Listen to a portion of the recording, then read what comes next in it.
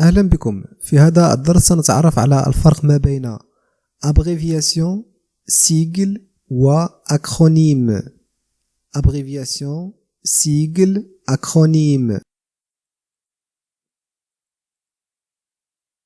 Une abréviation يعني اختصار est la réduction d'un mot à quelques lettres. اختصار une abréviation هي اختصار كلمة إلى بضعة حروف أو بضع حروف. La réduction d'un mot à quelques lettres. مثلا MME من أجل التعبير عن مدام. prof اختصار ل professeur. EX اختصار ل exemple. ETC هي اختصار ل etc. SVP هي اختصار ل s'il vous plaît. CA accent grave D هي اختصار ل c'est-à-dire. Une abréviation هي اختصار لكلمة إلى بضعة حروف. أما sigle un sigle est une abréviation هي اختصار كذلك. Un sigle est une abréviation formée de lettres initiales. Un sigle est une abréviation formée de lettres initiales. Un sigle هو كذلك اختصار، لكن هذا الاختصار مشكل فقط من الأحرف الأولى للكلمات. On prononce le sigle lettre par lettre. ننطق le sigle حرفا بحرف. مثلا نقول جيو هذا يسمى سيجل، هو اختصار ل Jeux Olympiques الألعاب الأولمبية. OPEP هو اختصار ل Organisation des pays exportateurs de pétrole، أي منظمة الدول المصدرة للبترول. RAS هو اختصار لتعبير Rien à signaler. TVA هو اختصار ل taxe sur la valeur ajoutée أي الضريبة على القيمة المضافة.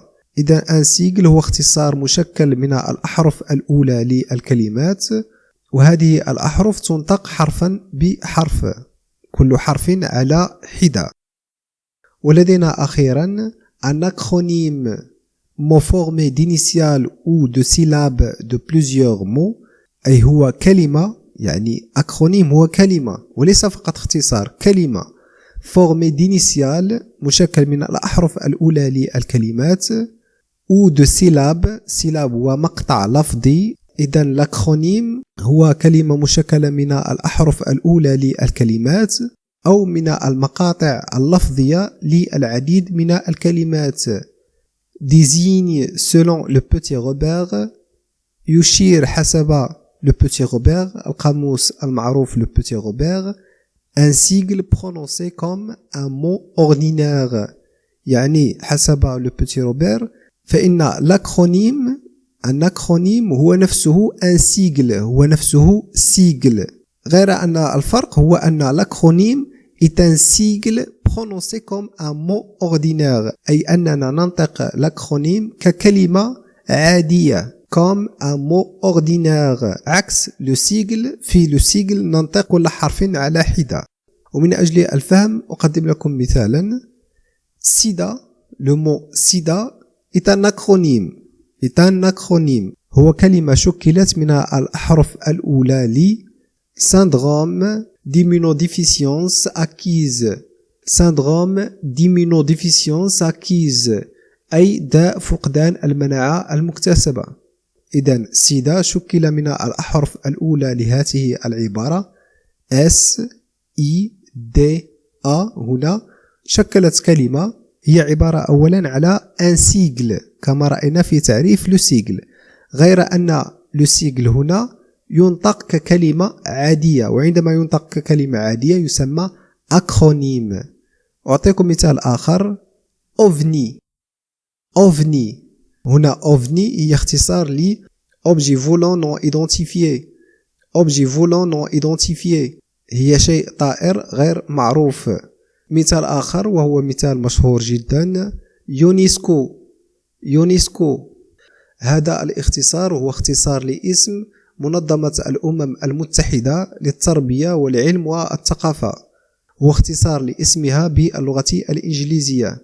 باللغة الفرنسية نقول l'Organisation des Nations Unies منظمة الأمم المتحدة pour l'éducation للتربية la science العلم أو العلوم et la culture والثقافة. مثال آخر OTAN هذه الكلمة هي اختصار ل Organisation du traité de l'Atlantique Nord Organisation du traité de l'Atlantique Nord هي منظمة حلف الشمال الأطلسي منظمة حلف شمال الأطلسي تسمى اختصارا OTAN. مثال أخير CEDEX هو اختصار ل Courrier d'entreprise à distribution exceptionnelle Courrier d'entreprise à distribution exceptionnelle. CEDEX هي شركة عالمية للبريد ونختصر اسمها في CEDEX Courrier d'entreprise à distribution exceptionnelle.